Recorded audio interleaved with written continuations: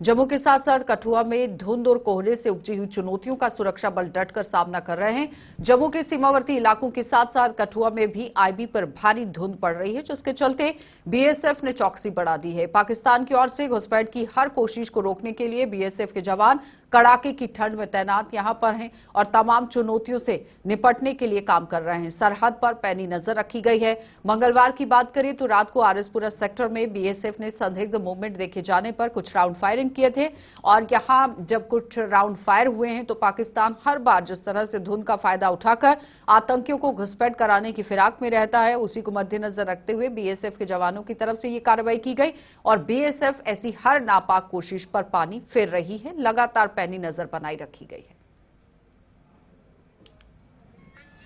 तो तस्वीरें आपके सामने हैं, जहां पर आप देखिए धुंध और कोहरा किस तरह से छाया हुआ है। विजिबिलिटी बहुत तरीके से कम है और सीधा आपको कठुआ ही लिए चलेंगे, जहां से हमारे संवाददाता रंजीव मेहता हमारे साथ जुड़ गए हैं। रंजीव, अपडेट कीजिएगा, क्योंकि बीएसएफ ने तो अपनी पैनी नजर रखी है, लेकिन विजिबिलिटी कम होने के कारण भी परेशानियां आ रही हैं।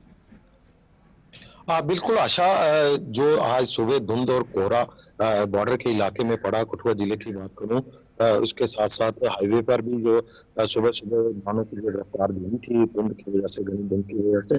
लेकिन इस जो बॉर्डर का ज्यादा असर जो कोहरे का दिखता है, धुंध का दिखता है जो वो बॉर्डर के इलाके में, क्योंकि यहाँ पर पूरा दिन तक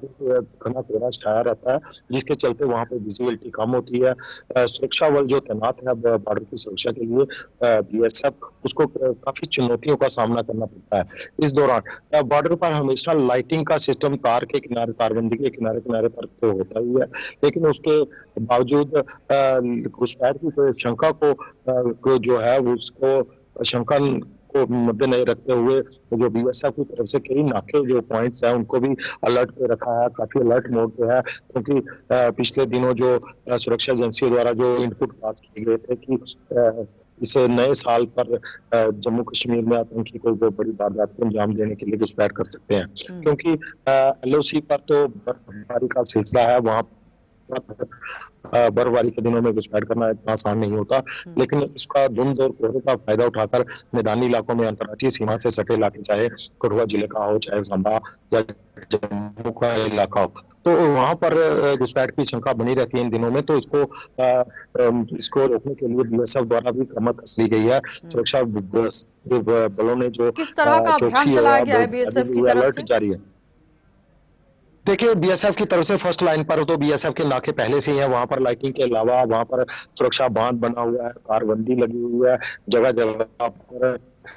हर 100 मीटर 50 मीटर पर नाका पॉइंट्स हैं, इनके नाका हट्स बनी है, जिसके ऊपर दिन रात चौकसी कर रहे हैं जवान। और उसके पीछे जो सेकंड लाइन ऑफ डिफेंस है, वहां पर जो जितने भी सड़क है, खासकर कठुआ जिले की बात करें तो बॉर्डर के इलाके की, वहां पर भी जो हाल ही में पिछले दिनों जो उड़ीसा से जो बीएसएफ की जो बटालियन आई थी वो को तैनात किया है सेकंड लाइन ऑफ डिफेंस में, और उसके पीछे जम्मू कश्मीर की पुलिस, सेना के जो टेरिटोरियल आर्मी या उसके जवान जो है वो लगातार पीछे सुरक्षा करते रहते हैं। लेकिन रंजीव, अगर विजिबिलिटी की हम बात करें तो कितने मीटर तक की विजिबिलिटी इस वक्त? देखिए, सुबह की बात करूं तो सुबह 8, 7:30, 8, 9 बजे तक, जो 10 बजे तक बॉर्डर के इलाके की विजिबिलिटी कह रहा हूं, तो वहां पर 10 से 15 मिनट की मीटर तक की विजिबिलिटी थी, बहुत कम विजिबिलिटी थी। वाहन जो थे रेंकर चल रहे थे, जो उस इलाके में तस्वीरों में साफ तौर पर दिखाई दे रहा है कि कितनी धुंध और कोहरा वहां पे पड़ा हुआ है, और विजिबिलिटी कम होने की वजह से ही, क्योंकि सुरक्षा के लिहाज से काफी अहमियत रखते हैं, क्योंकि बड़ी चुनौती होती है।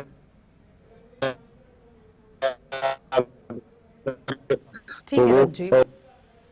बहुत बहुत धन्यवाद रंजीव जुड़ने के लिए। विजिबिलिटी बहुत ज्यादा कम है, इसलिए लोग अपने घरों से अगर बाहर निकलते हैं तो आप देखिए वाहन को किस तरह से चलाना है, स्पीड को पूरी तरह से कंट्रोल रखिए, हेडलाइट्स को ऑन रखिए, यानी कि प्रिकॉशन जिस तरह से भी ले सकते हैं वो लीजिए। और उसके बाद जिला कठुआ की अगर बात करें तो आईबी पर बीएसएफ पूरी तरह से तैनात है, सुरक्षा बल लगातार डटे हुए हैं।